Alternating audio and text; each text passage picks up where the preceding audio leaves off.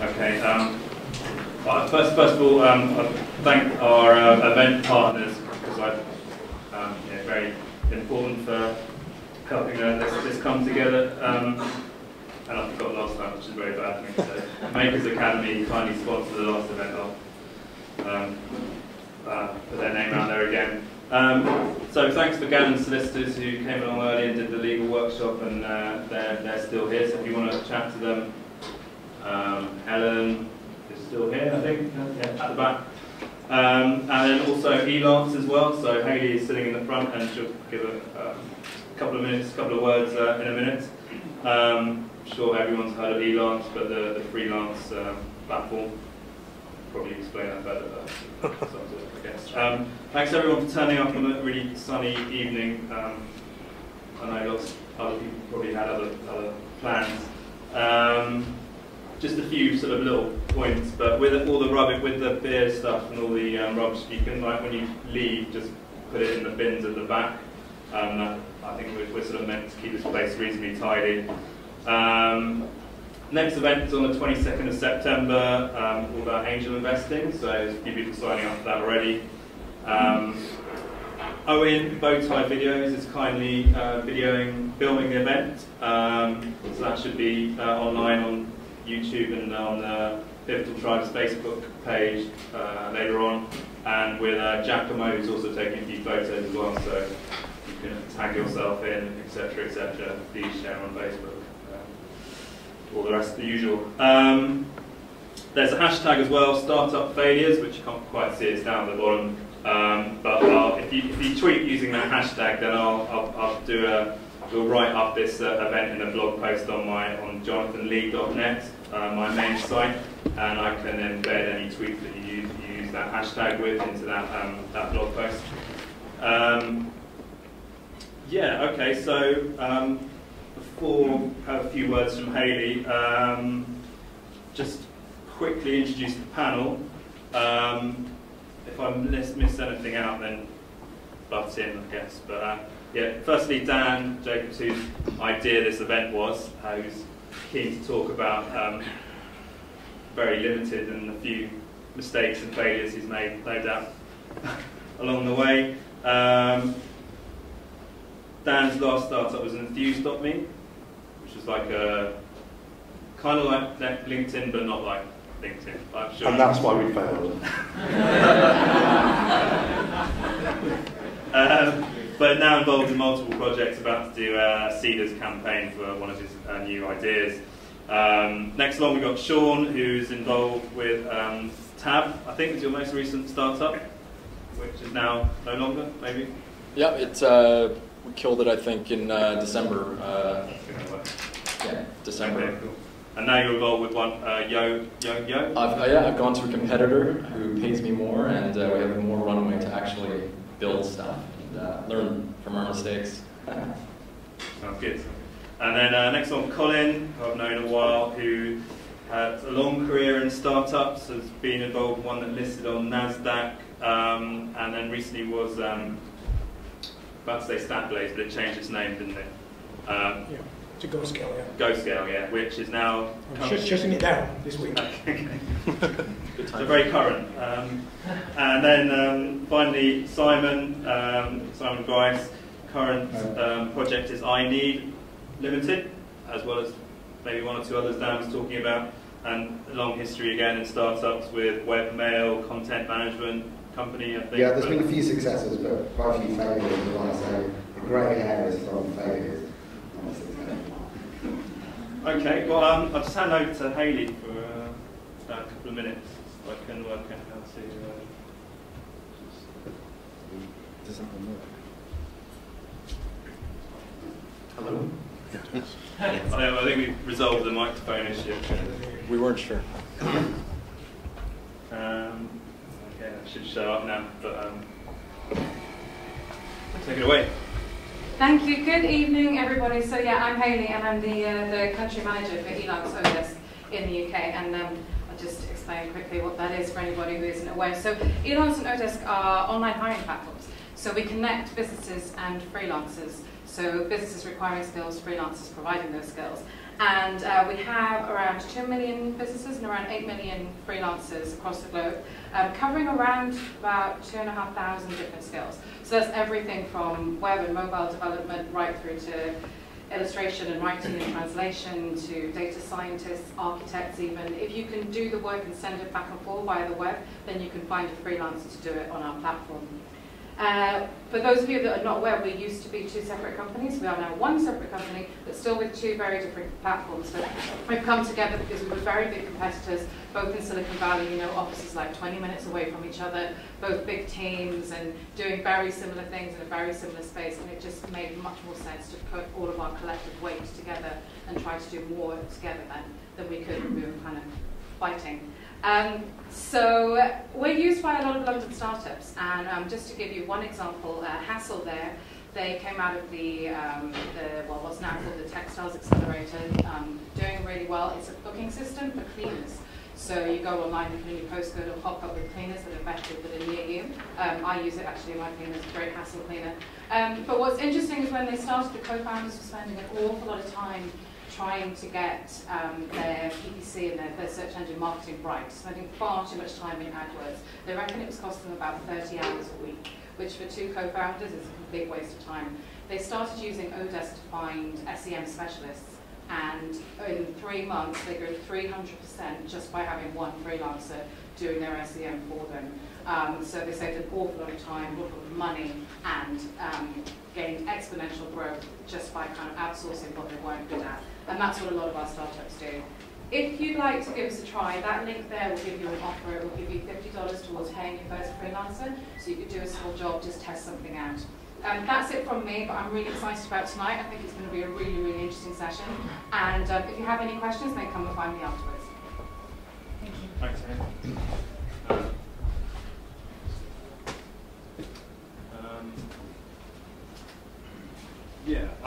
Anyone's looking for a seat at the back, there's still a few up front, so sort of feel free to move forward.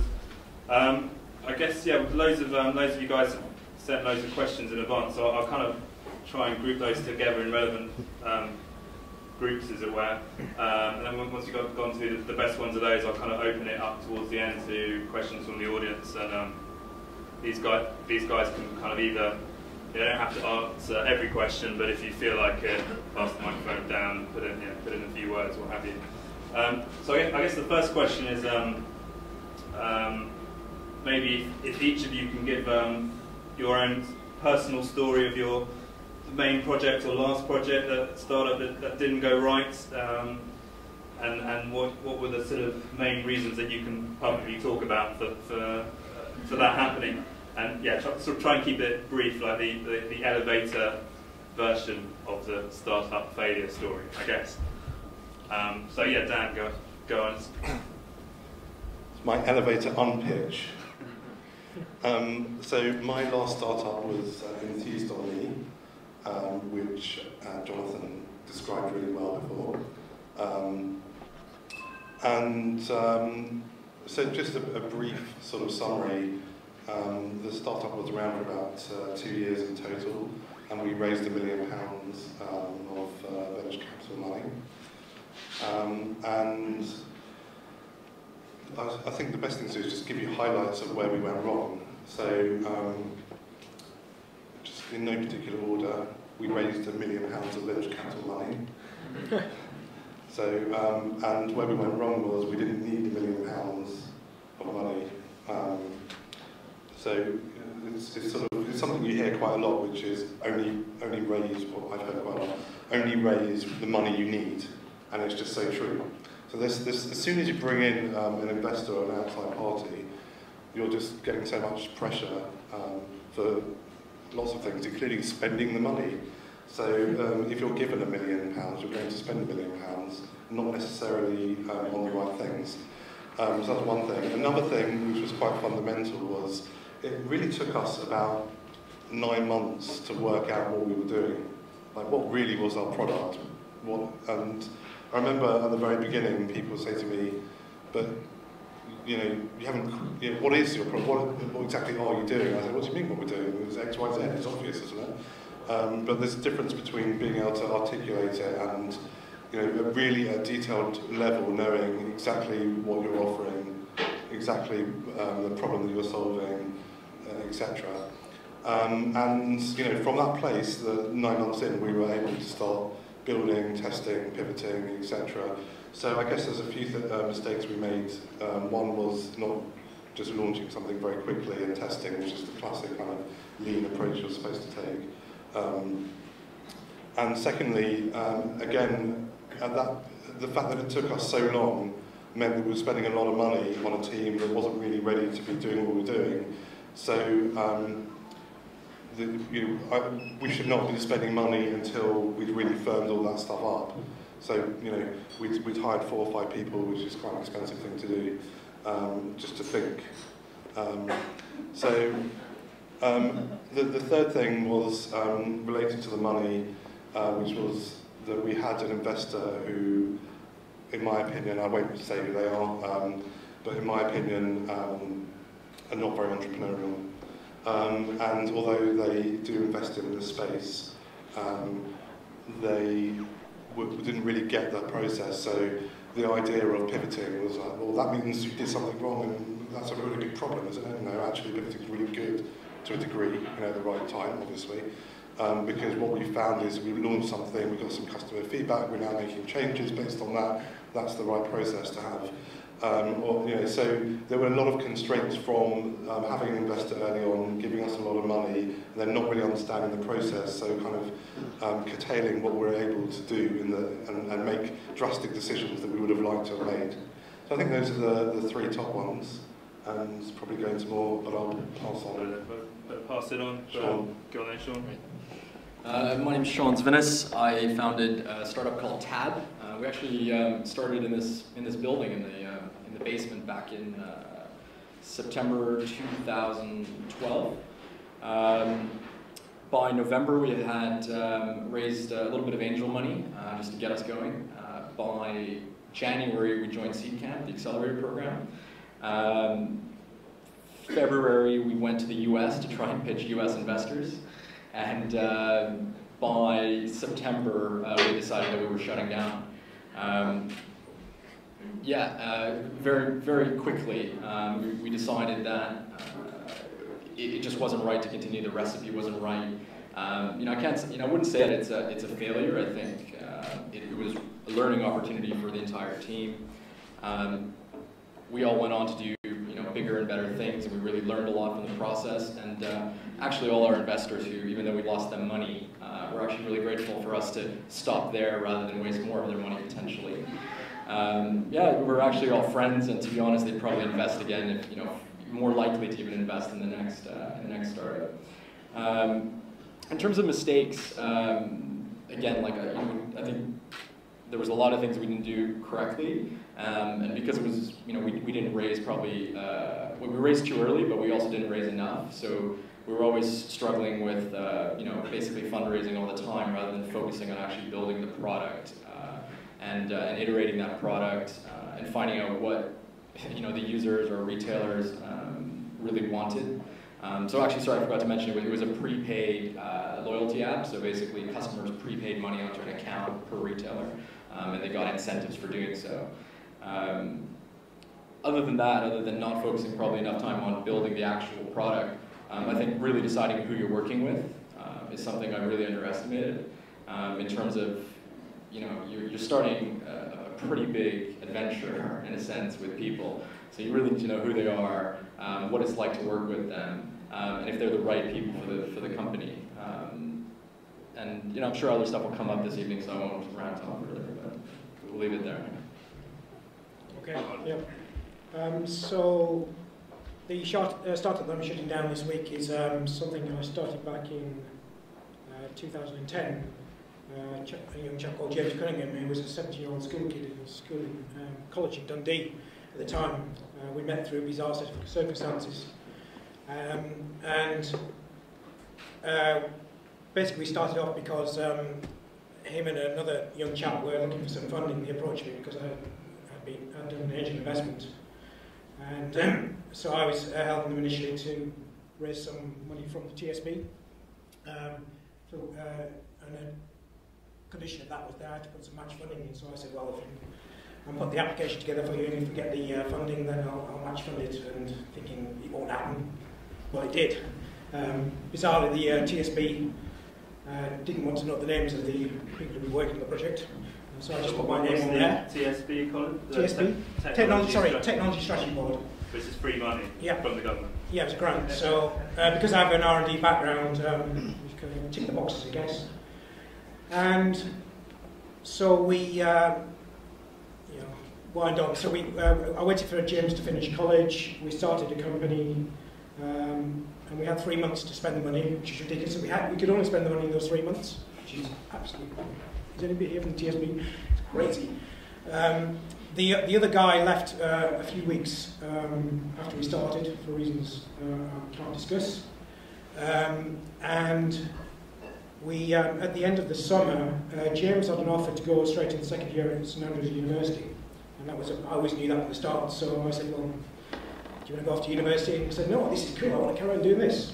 So we carried on. We launched a product which is a platform as a service in PHP called StackBlaze in February 2011. That took off very quickly, got customers very quickly, and off the back of that we got into Y Combinator. Sorry, this is 2012, sorry. So we got into Y Combinator in 2012. And I think this is where we made the first mistake, big mistake, which was we were then trying to be too ambitious. We had a roadmap for 3 years, and we pulled that forward and tried to do too much too early. And we built basically an infrastructure service for any Linux servers. And because that was a very high technology product, a very difficult thing to build, we weren't ready for demo day at Y Combinator, which put us in a lot of pressure during that time. But I managed to get an option to pitch 6 months later, so that was okay. So it would have been okay. But for anyone who doesn't know what Y Combinator is, yeah. So I think one of your friends said you were the oldest person to ever be to go on there. Yeah, first person older, Paul Graham, yeah. First 50-year-old. But it's kind of like the most prestigious kind of accelerator in Sorry. So yeah, so where was I? Yeah, so we went to launch the product in December 2012. We had a lot of interest. We had some differentiators from Amazon and Linode and Rackspace. So we had a lot of interest. Unfortunately, 2 weeks before we went to launch it, our data center partner changed their policy. We wouldn't sell us IP addresses. Basically, we are selling infrastructure, so we're selling blocks of land on the internet. We can't sell that product without IP addresses. So basically, we were blown out of the water. Which, I guess it's a mistake. I should have seen it coming. We knew there's a looming problem, but everybody I've talked to, they can't believe it happened so suddenly. But I think we're just unlucky. There you go. So we rather than switch to another data center partner, which would have been 6 months delay, we decided to then build a third product, which was software to manage any infrastructure. And really, we did launch that, and we got some initial customers, but at that stage, both of us, which is only 2 of us all the way through, were pretty much running out of energy. We'd had enough. We had 3 near deaths, and exhausted, and decided we need to do something else. So that takes us to today, really. Okay, sure.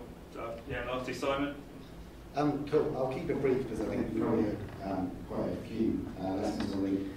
Mine are 4 things. One goes back to a business I started 10 years ago, in 2004, I think, called MyIdentity, which was, the idea at the time was a personal digital identity container, which would basically store essentially your personal information and make it available on a permission basis to third-party services. So when applying for a mortgage or a bank account, you could release the right data. Now, today, some of you will know in your heads, thinking, actually, that sounds quite a good idea, and we're all slightly familiar with the concept because we've got products like Facebook and we're familiar with the idea. In 2004, Zuckerberg, I think, was just about putting together some code, right? Yeah, exactly, just about wrong. So it was too early. The idea was probably 10 years ahead of its time. And I think the mistake at the time was we persevered with that idea. We actually went on and raised £2 million, But that was a mistake, because we ended up losing those investors money, because for the next 5 years, it was incredibly hard to convince both the consumer and partners that they should leverage a third-party service called an identity to store personal data. So I think the first lesson there is about timing of an idea.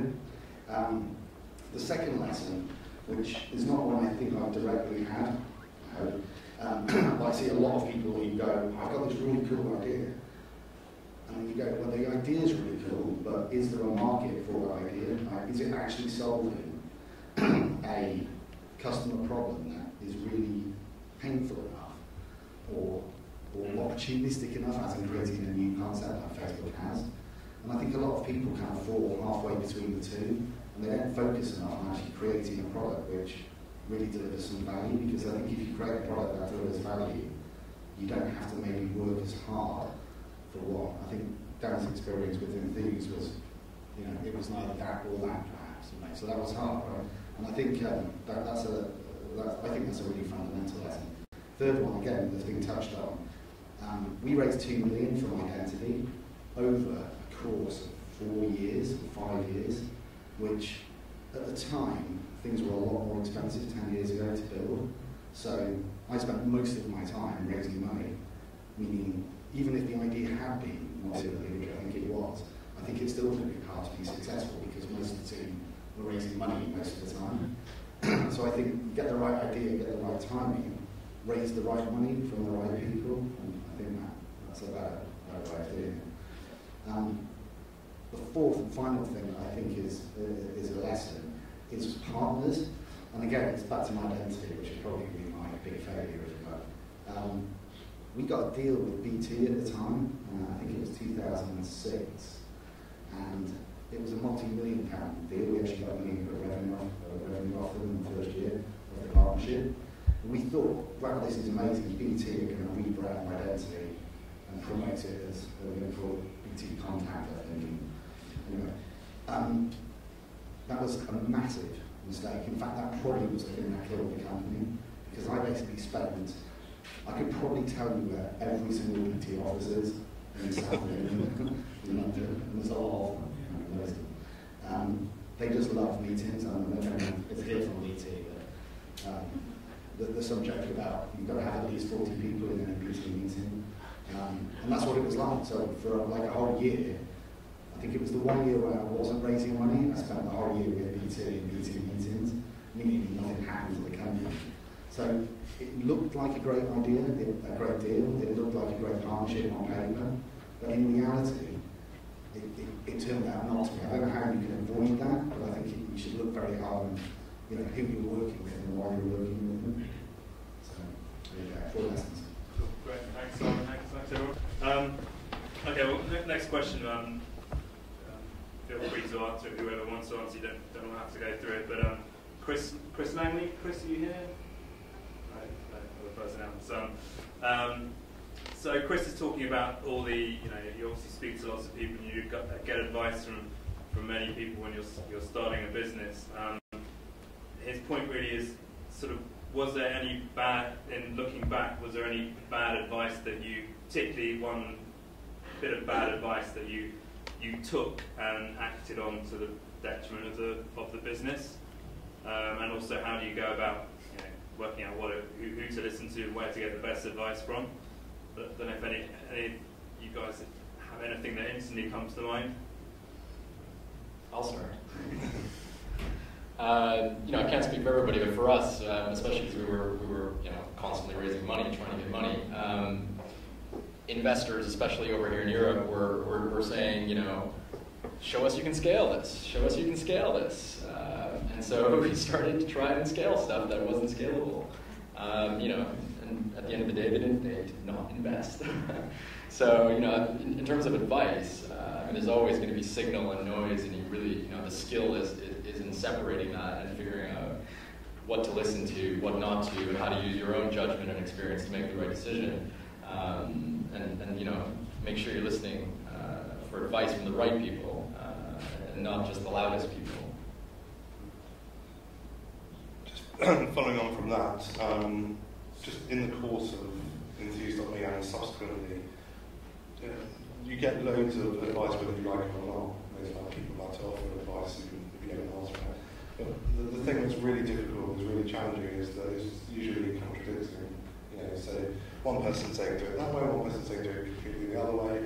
So there isn't a magic answer, and it's not necessarily a democratic thing where you need to ask 5 people and see what 3 say and go with that. It's something about your intuition and being smart about it, but try not to get pulled around in different directions. You have to have your own path and be open to listening to other people at the same time. It's tricky. Yeah, I'm actually, perhaps I'm a bit too stubborn, my co-founder is too stubborn, but personally I think most advice is useless. But hang on a minute, you should still speak to people and actually, actually the best advice is that people ask you questions and make you think, because they don't know your startup, your business like you do. You're in the position to make decisions, so you're better off having somebody who asks you searching, deep questions, left field questions, than actually somebody who tells you what to do. If somebody's telling you what to do, the mistake I made is that I had some people who remain nameless, incredibly successful people, told us what to do, but we kind of ignored it. What I should have done, she said, okay, you don't quite understand why you're saying that. Explain why you're saying that. That's the mistake I made. But yeah, get people to make you think. Just want to add one thing. It was a really good piece of advice I got a while back, which was when somebody actually gives you advice, basically what you just says, ask them is that what you think, or is that what you've experienced firsthand? And that's where the advice is coming from. You'd be surprised how often the answer is, well, that's what I think you should do. And it's like, and you're reading it like, oh, he's done that. He knows what's happening. Yeah, where possible, advice is one thing, but listening to your customers and your users, that's where the real value is. So, everyone knows about the kind of lean, agile process, but it's you can't do enough of it. Get something as quickly as possible and get it in front of as many people as possible, get them using it. Great, okay. There's another point that's come up quite often is, there may be an obvious answer to, I guess, but if you're the founders, you're the CEO, director, what have you, how much should you be paying yourself, and particularly when it comes to £1 million out of investors' funds? Is that day. How did that work for you, Dan, when you had were there conditions attached to the investment, or what you could pay yourself? Well, I had an agreement with the investors as to what I paid myself.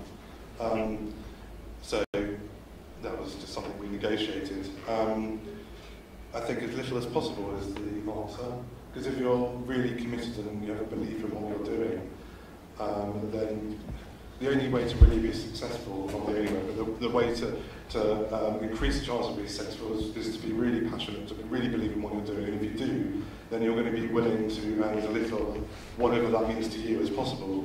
Some people that might mean, £500 a month and just sleeping in whatever your mate's floor. And for some people who may have families, they maybe need some kind of decent salary. But whatever it is to that person. To echo that, I think it has to be, you have to pay yourself whatever is going to allow you to turn up to work, and that doesn't mean obviously 9 to 5, but metaphorically, to turn up to work without feeling stressed about home life, whatever that means. As Dan says, to sleep on a couch or whether you've got a large family. But you have to not be stressed, because that stress won't contribute to the value of the business, it will just contribute to your stress. So, I would say that. One mistake I made, again, in identity, we hired a CEO, which at the time the board thought was a good idea, because they thought I wasn't the CEO, and I'm not, I'm more founder, ideas guy. But they thought it would be a good idea to get a CEO, and that was a total utter nightmare. I hope he's not here. Nice guy, but the reason it was a mistake was because fundamentally, it was me that the partners were brought into the sort of key idea. And on the money front, which is why I brought up the issue, he joined and wanted a can't remember the figures, but it seemed like an incredibly high amount of money, probably even today, because he was CEO. And he then convinced the board that I should be earning the same as him, because he didn't feel good about earning more than me. And it was just a totally weird situation where a lot of money ended up going out of the company really quickly because we hired a CEO who thought everyone should be near him, if that made sense. So it was just a really bad mistake that, it wasn't just my mistake. I'm just going to add one thing. Maybe the question isn't how much you should be paying yourself, but when you should be paying yourself. So if there's an opportunity to actually postpone paying yourself, I think sometimes that's a more important decision, because once you start paying yourself, it's not like you're going to stop paying yourself. So you can very easily, in the early days, especially if you haven't raised a lot of money, bleed a lot of money just because you're all paying yourself. So if there's a way that you can postpone taking a salary altogether, whether that's doing some freelance work on the side, or you still, have some part-time work or whatever it is, I think that might even be something people should think about rather than exactly how much it is. And just so we eat our own dog food, that's what I'm doing at the moment. So the startup that I'm bootstrapping at the moment, No More Filing, is I've been working on it since January, and bootstrapping means that money's going out and it's not coming in. So, so yeah, that is the ideal. Not everyone can do that. So that's the ideal. That shows like extreme commitment and belief from my perspective. I'm funding a business myself. And it's kind of a virtuous circle if you can afford to do that, and I'm freelancing on the side and trying to make that possible. Okay, next point is, which sort of Dan touched on it earlier, about employing people maybe too soon before you needed to. I don't know whether anyone on the panel has got any ideas or points in mind of when is the right time to bring on an employee, or should you maybe just always outsource everything through Elance to anyone, or whatever other service provider you might have through your network? Or well, the right point to hire someone is when you actually need them. So when you've got like a whole ton of work for someone, it seems an obvious thing to say, but what you don't want to do is, for example, you're at the initial phase and you're designing the physical design, UX, UI, and hire a designer if in 3 months' time you're not going to need a designer anymore. So that's a case where you might use a freelancer.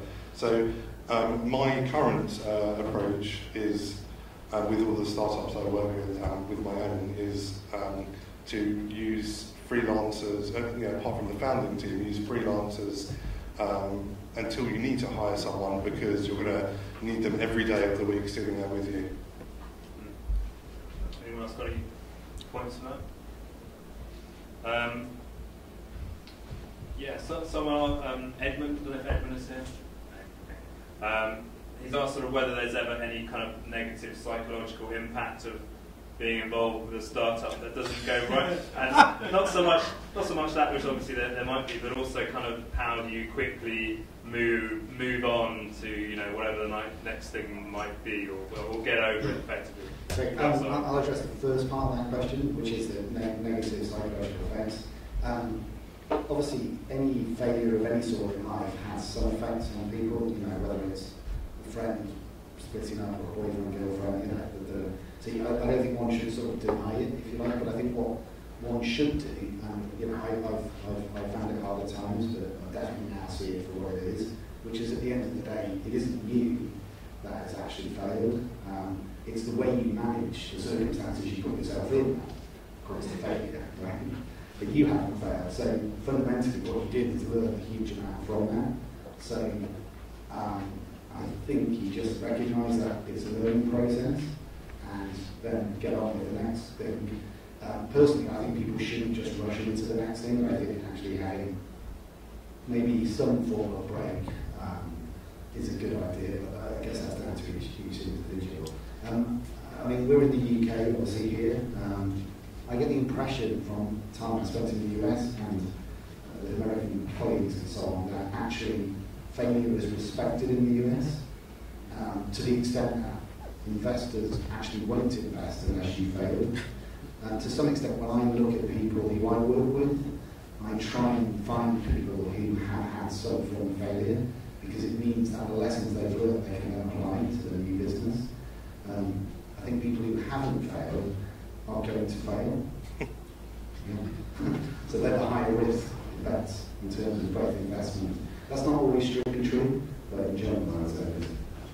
I just, from my own personal experience with Enthused.me, so what was really difficult for me emotionally was the last few months. So as the business was sort of careering into a cliff, or off a cliff, and I found that time very difficult and anxiety-provoking and sleepless nights.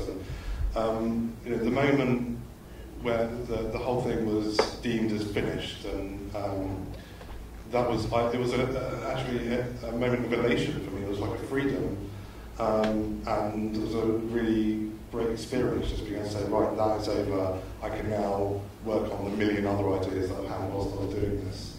So it's kind of actually not the failure, but the failing that was the painful bit. And just to add to what Simon was saying before, I had, I've been working in the startup space. You can look at my website, danjacobs.com, for about, almost 20 years now. And it was the first startup, Enthused.me was the first startup that I went in as the CEO, or started off, as the CEO founder. And I really had no idea what I was doing, right? And after 2 years of doing that, I've come out of it really feeling just, I'm ready now to actually do it. So, as Simon, if I hadn't gone through that experience, I wouldn't be ready now. So it's just brilliant. It's like an amazing experience. You can't buy it. Fail. Go out, do the thing you want to do and fail, and then do the other thing you want to do. That's my advice. Yeah, I think in terms of handling this psychological pressure, it's roller coaster really isn't come close to describing the experience of trying to build, grow, and so on with the startups. So I'm a great believer in you trying to find what I call a proper mentor. I don't mean a mentor who's actually masquerading as an investor, is just sticking around for an interesting deal, a friend, a partner.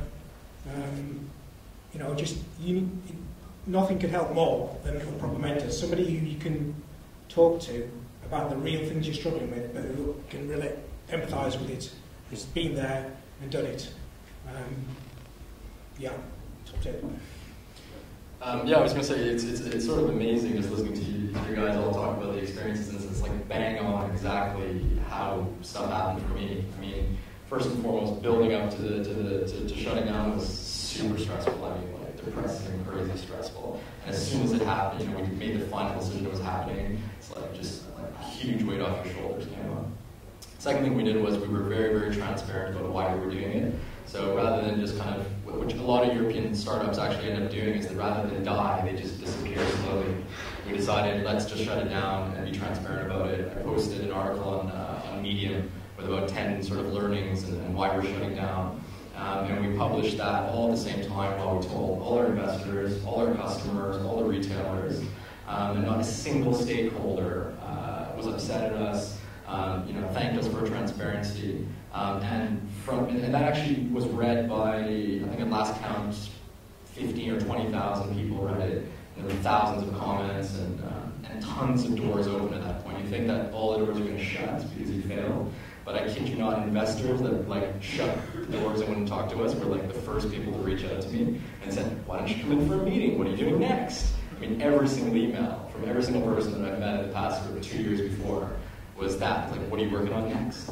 And so actually, I got an offer to go to a competitor, and for me, that's my break. Rather than doing a startup, I've gone to work, for another company trying to do a similar goal and a similar vision. Am I more investable to investors? 100%. I think, to your point about, everybody's going to fail. Get it over with. The quicker, the better. Head on and move on to the next thing. That's life. I just feel I should say that with Enthused.me, I didn't have an opportunity because of the relationship with the investors to just shut it down. So if you go to Enthused.me, it's still running.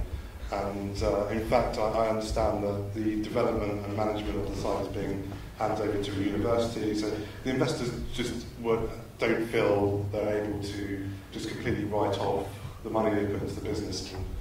Or on the positive side, they just want to do something good with it, which is the other side. But I think there would be something quite cathartic about just going, I'm shutting it down, which I didn't have the opportunity to do, just switch off the server. Cool. Okay. Well, it's leading on from that point is in looking back with hindsight, maybe, were there any points that you could highlight when it might have been best to sort of pull the plug and that should have been the point to end it? Or you can't really, there's no kind of right point to, it's just going to happen for whatever reason? Colin, go. Yeah, I can answer that one. So I mentioned earlier that we bought 3 products actually after we were hit with our surprise with the data set on some of the IP addresses. We probably should have stopped then rather than trying to build a third product. But you go into it, you want to give it your all, you want to make it happen, and it's hard to see that. Anyone else? I would say it's not going to be one thing. It's going to be a combination. If people don't want to pay for your product, and if at that point in time you have no mental capacity left to continue, that's probably a point. If you have no money left in the bank at that point, that's probably a clue. If your team has left you and you're the last one left. So it's almost like I've had that question a lot since we shut down. It's like, well, what is the main reason? How do you know when? And it's like you just feel it. It's actually the same answer you get as what's product market fit. You just feel it. So it's going to be a combination of things. I was going to come up with something witty about how predicting things is really hard, especially in the future. So I think when things are happening, like your second product going to a third product, at the time I must have felt fine, I guess. It was awful. Oh, was it? Yeah, it was bad. Okay, maybe, but I think the point I was going to make is that I think it is really hard to know when to pull that plug, because as an entrepreneur, essentially this is your metaphorical baby, and it's really hard to let go of that.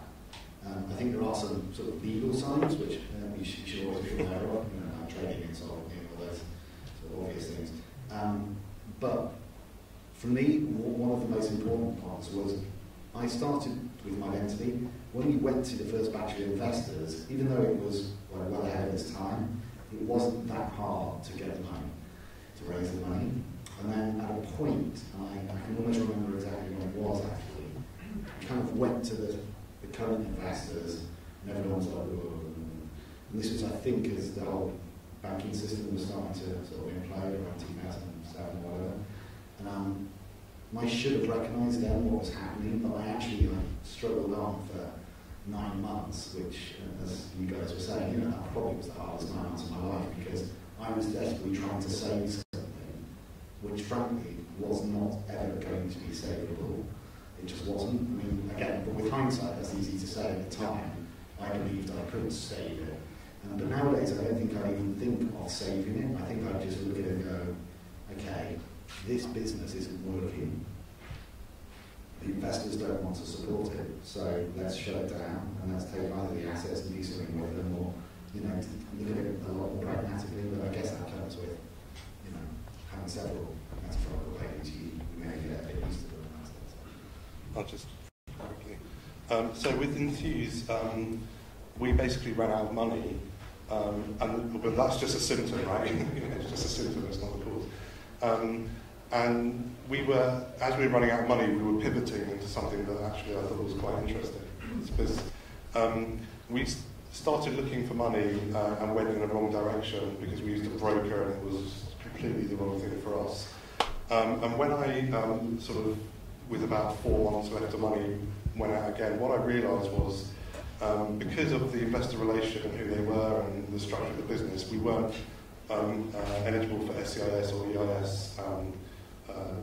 If people know what they are, and that basically precluded about 95% of investors in the UK who will only invest if those schemes are available, those tax-efficient schemes. So at that point, probably that's when I should have just said, okay, forget it. And then from there on, kind of like desperately trying to find that potential investor that wouldn't mind investing without the tax breaks. It was just really painful. So. Have you got any questions from the audience? Anyone with their hand up? Yeah. Chapter Sue. Could you say a few more things about partnerships? I mean, Colin talked a little bit about how your business started initially, but maybe the other experiences and doing it solo versus doing it as part of a team. How do you know when a partnership is right? Just a partnership as an individual, you mean? Other people or a business? As in, like, can you be just a sole shareholder, or do you need co-founders, fellow shareholders? Well, funny enough, Dan and I were just talking about this for the show. I personally think it's incredibly. I don't know many people who've been successful who've done it alone. I think the media portrays many businesses as having, a Steve Jobs or even Zuckerberg. Zuckerberg is part of a founding team. So I think it's healthy, and most evidence points to founding teams driven by normally one person. And I think that is a characteristic that does seem to be consistent. There are few businesses that seem to be successful where the partnership is equal, but actually generally you need a leading founder and a founding team around that leading founder to make it happen. That's my view. Yeah, and I would say that the top tip would be just work with people you can trust. And obviously you don't know, trust builds over time. You don't know whether you can trust a co-founder at the start. But listen to your gut.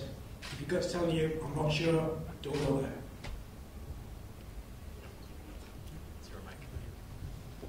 I feel like I've spoken too much. Do you want to? Yeah, I'll answer it. Yeah, so again, in I was effectively sole founder. It's like a crushing pressure that you have to bear on your own. And, everyone I've spoken to who has co-founders just says that's taken away by being able to load share among other people. But I think the stat is something like 90% of businesses that have been valued over $1 billion, startups in the last decade, have co-founders as opposed to one founder.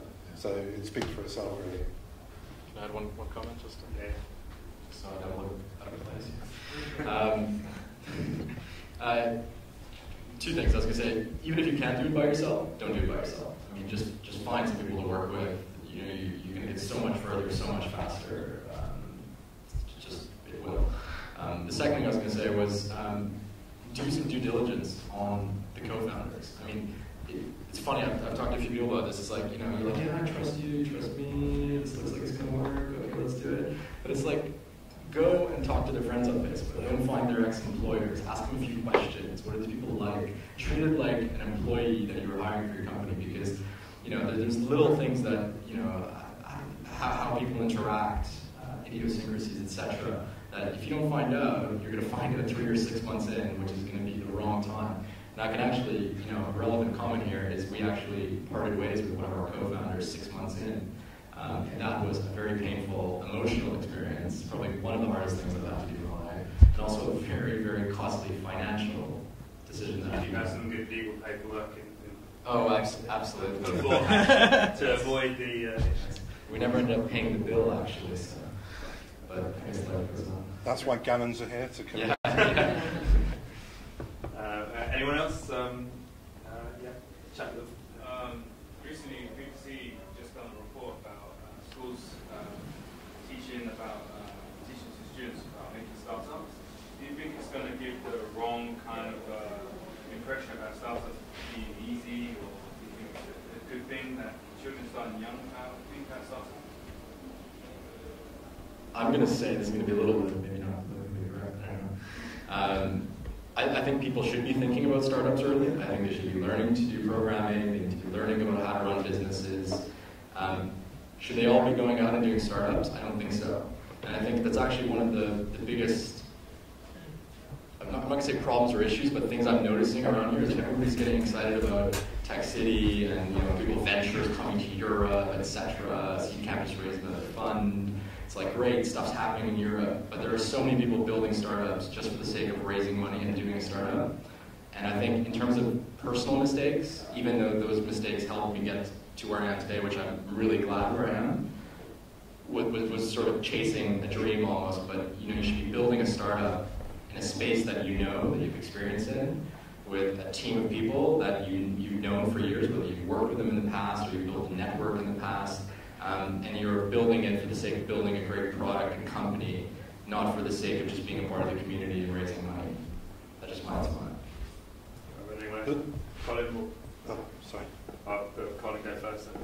Okay. Yeah, generally I think it's a good thing. I mean, personally I think one of the big problems we have in schools is there's, I don't know, as a big guess, I think half people, kids in schools, they're better learning by doing than learning by listening. And so I think, I mean, we talk about startups here, we're in a group, we're probably talking here about ambitious product startups, but there are all kinds of businesses, and sure, the kind of startups we're probably involved in are not for most people, but there's plenty of other interesting businesses out there, startups, services, stuff that anybody can do. So I think, personally, I do quite a lot of volunteering for Young Enterprise, which goes into schools and teaches kids about, or gets them involved in doing business type activities. So yeah, personally, I'm all for it. I am concerned about the media giving the wrong impression about what it's all about. Can we say, given that we're here talking about lessons from startup failures, maybe the culture probably, this is a very personal view, should be less about starting up, but more about the acceptance that failure may be inevitable, right? Because that is what's going to happen to 95, 97, 99 of the stats are of those businesses. So it's, do you see what I mean? But I think that's about, in Britain, that's the cultural issue that we face. It's less about starting up, it's more about failing. I think most startups are not tech startups, right? Yeah. You could just start a potato van, in a market. We've got Owen at the side here doing videography. Right. And 16. so, like anyone with the entrepreneurial kind of spirit, I used to sell pens in school, things like that to people, and I used to sell like knockoff Coca-Cola at games, to people afterwards who were thirsty and it was really hot, they'd give me a quid for it. Anyone with the entrepreneurial spirit should go and do a business. It doesn't have to be tech. And so I think startup has become a buzz thing, but actually it's something that Britain has always been good at doing. That's one thing. The second thing is not that related, but it's something I think we've left out, which is, you don't have to raise money, by the way, right? The best way to validate your business or product or service is to get sales. So you can fund your own business. And so it comes back to, if you're the kid at school who's got an idea, you don't necessarily have to have a lot of money to validate that idea. You could just speak to people and you can, sell yourself as a service or you can do it in a small way. So I don't think it's like big risk necessarily. Yeah. I guess there's a difference between just providing a service and then trying to create something completely new and innovative, which most people associate with tech startups, which is, I guess, where the failure rate. Chat then. So you all talk about when it comes to the runway, sometimes too much, sometimes too little. How do you calculate that runway? Is it through looking at your product cycle and then timing it by 12, something that's your annual, or do you just give a time at 10%? I mean, how is it that you calculate it? How can you make it long enough but not too short? That's about the product cycle. Raising money. How much money do you calculate for your runway? Has to be adequate enough. So how much money do you need? When to raise? When? How do you know when to raise it? Yeah. Anyone?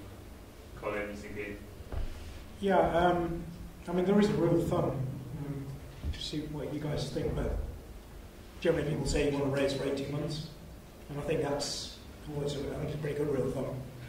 Because if you've not got something going, showing good signs by 18 months, then you're not going to, it's not going to take off on its own organically or raise the next round. So, and the other thing I just want to say is that, I mean, I've talked about my latest startup best. Before I did this startup, I spent 6 years helping startups, 15 intensively, and so I've got a patent. And one thing I had noticed is that we're talking here about ambitious product startups, and it's incredible how many of those 50 that I work with, it took them 2 years really to get something seriously going.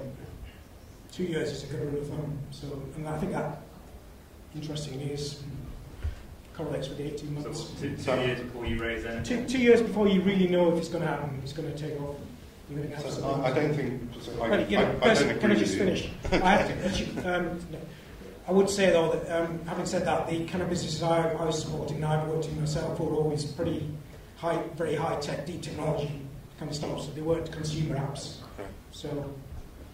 So I think that the way to do it is to break it down into milestones. So with No More Filing, we built a demo and we built a proof of concept, and we're going to raise a small amount of money to build an MVP. We're not hiring people, and we're just going to use freelancers. So we'll raise the money we need to build that MVP and to get some kind of small amount of traction on it.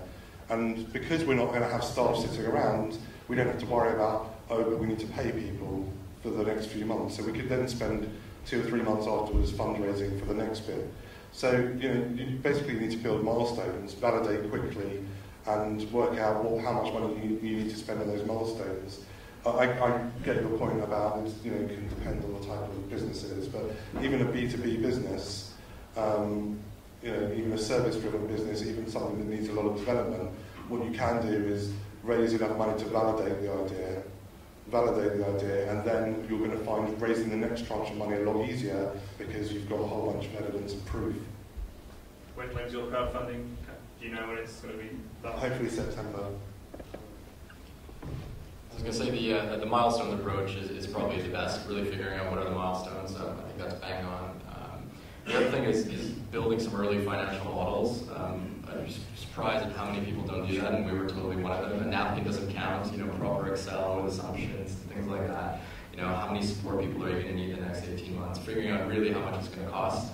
So that and the milestones will give you a good idea. And the last thing that I think a lot of people are forgetting or missing or just not calculating properly is how long it's going to take you to raise the next round of money, because you're probably going to need more unless you're going to hit break even.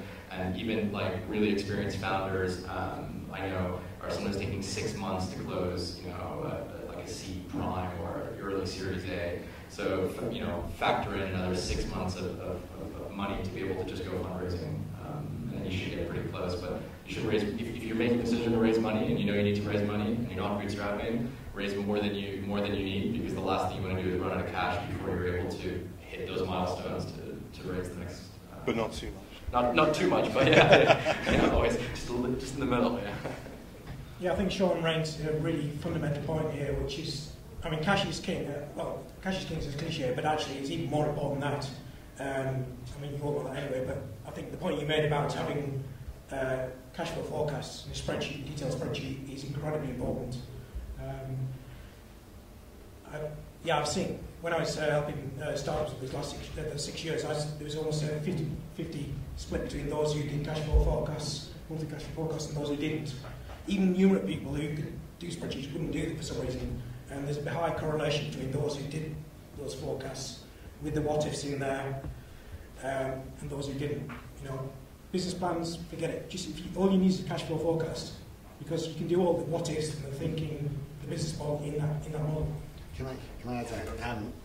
I've raised some money for other projects in the past on Parakeet, if you know that, and Seeders actually, and Dan's raising money for No More Filing on Seeders, and they don't allow you to put a financial model on Seeders. They only allow you to put the deck basically. So I just think that's interesting, right? You've got the overview there, but you don't have, that's right, isn't it? I haven't got that. I haven't got that far yet. Yeah, but they don't encourage people to create business financial plans. That's Seeders. So it's just interesting how different people see this. Is it different on Crowdcube? Crowdcube, you have to have a detailed financial plan. Yeah, Crowdcube is like 3 years financial. Sorry, just one last comment. The comment about the business models and stuff, even if you don't show it to anybody outside the founding team, just having that for yourself is going to give you a real picture of what you need to be raising, even if you don't show it to anybody else. Can I just ask, on those cash flow models, are you then continually going back to them and readjusting? Because I've seen it where they've been created and then they that's set in stone then for the next 6 months, and when you're starting to fall away from it, it's not really adjusted enough. No, but that's a good question. I want to emphasise the point here. What you should do is set it up so that you basically got assumptions are on one sheet, and all those assumptions, you can put your 20 key assumptions in your business model and have those as parameters, and then use those parameters in your cost and revenue side, and then you can go back to your cash flow forecast 3 months later or a week later or whatever and say, oh, we've just found out that those conversion rates are not 5%, not 8%. Put that number in, you can instantly get a graph of where the cash flow forecast goes. Any other questions? Jen, right at the back with sunglasses. Yeah. We talked about the importance of having a real problem that the product or the service solves, which is really something that is of essential importance. But frankly, do you think that the founding team, or at least one of the founders, should experience that problem on their own in order to be successful? Okay, so if anyone can hear that, it's all about whether should a founder have experienced that particular problem that the team are trying to solve? No, but I mean, it's just, if you have the pain point yourself that you're solving, you're going to be so much more driven and so much more passionate and really understand what the product needs, so you're probably far more likely to succeed. But there are definitely, products and services out there where that's, the founder didn't necessarily have that pain, just identify the pain. But it's, if it's your pain, like no more filing, which I'm not going to talk about now, no more filing, is a personal pain point, and it's something that I'm enjoying working on, a personal pain point. So that helps. I'm just going to say that you shouldn't be limited just because you're not experiencing it. There's always a way to experience that. I heard a story a few months back about, unfortunately I can't remember his name, but it's a guy doing a startup that's sort of like a mobile app like Halo or Uber, but for finding a plumber to fix your plumbing needs. The guy's not a plumber, never done plumbing in his life before, but he spent 1 day per week working with a local plumber to experience the problems that the plumber has. So even though he's never been a plumber, he's getting firsthand knowledge of how these plumbers work. So you can always, whether you're doing a restaurant startup, or work at a restaurant, there's always a way to do it, so it shouldn't be a blocker.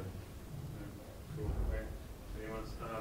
Yeah, we're kind of running over a bit, so maybe the last question. Jen in front. Yeah, so my question is around failing obviously is painful. We've heard that it's painful to fail, and we're all going to fail. What are your coping mechanisms? Is it fear? Is it just fail fast? Any tips? It's the same with anything in life, really. Everyone is going to go through periods of emotional strain and stress and difficulty and pain. We're all going to have death in our family and all that kind of thing. So whatever works for you as an individual, having a really great member of the family or partner or whatever that's really supportive, that's really important. Doing meditation or yoga or therapy, whatever works for the person. For me, I'm a mixture of talking to people, meditation and exercise. For me, it was talking to people. Just tell the story, and you'll see that there's potential to get past that and move forward. Yeah, for me, actually, I play racket sports at a pretty intense level, and that's pretty weird and winding.